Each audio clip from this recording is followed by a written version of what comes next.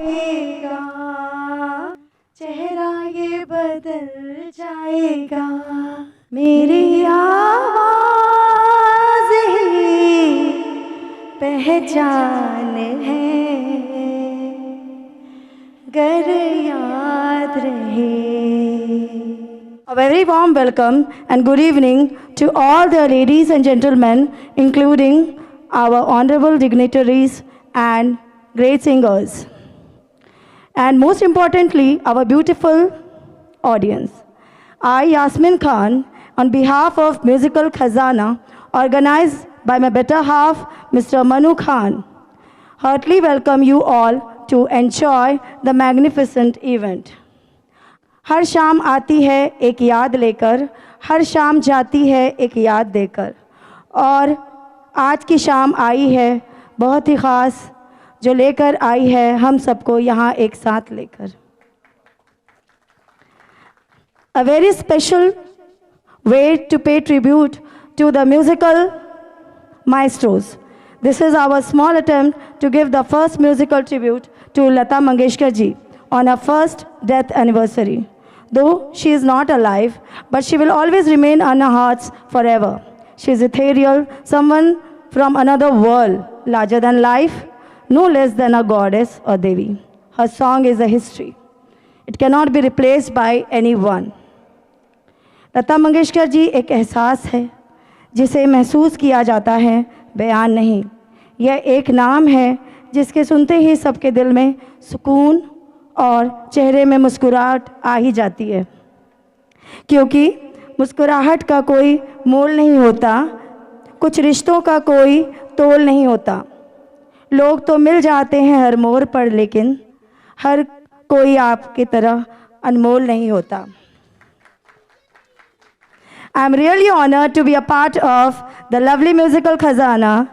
Let us all look forward to the performance by our talented singers with a lot of excitement and anticipation.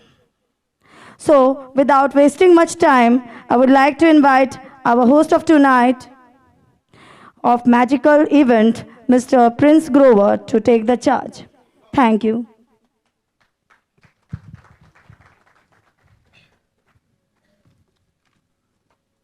खाली अपने दिल का मकान रहने दिया,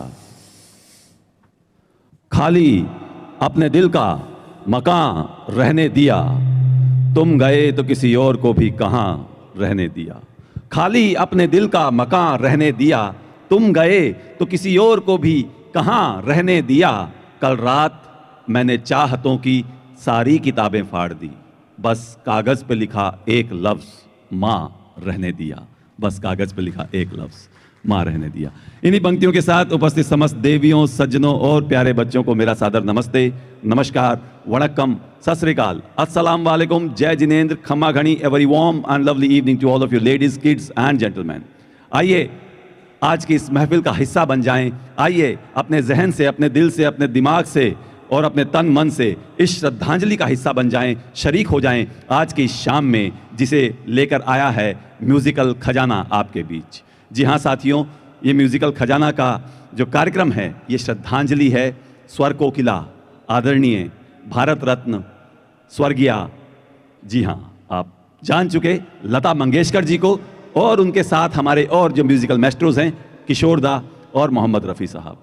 साथियों, हम ये जानते हैं कि 1929 एक ऐसा साल जब भारत की भूमि को, भारत की धरती को स्वर कोकिला लता मंगेशकर जी मिलती हैं. जी हाँ, 28 सितंबर को भारत की धरती पर 1929 में उनका जन्म होता है, और लगातार 8 दशकों तक वो संगीत के साम्राज्य पर राज करती हैं. आप लोगों के, हम लोगों के और तमाम लोगों के जहन पर राज करती हैं. संगीत को इतना बड़ा योगदान देती हैं कि पूरा विश्व उनके जाने के बाद भी उनकी आवाज़ की जादू में आज तक डूबा हुआ है, और जब तक सूरज चांद रहेगा लता जी का नाम रहेगा. एक बार जोरदार तालियां लता जी के लिए.